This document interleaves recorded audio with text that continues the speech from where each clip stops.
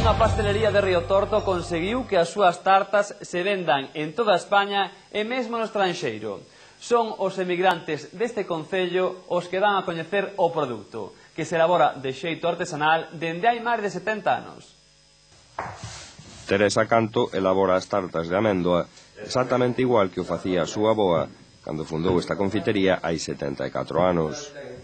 Grazas aos moitos emigrantes que marcharon de Río Torto, que volven polo Nadal e o verán, a tarta deuse a coñecer en lugares como Madrid, Barcelona e mesmo Australia e Bos Aires. Máis que nada polos emigrantes.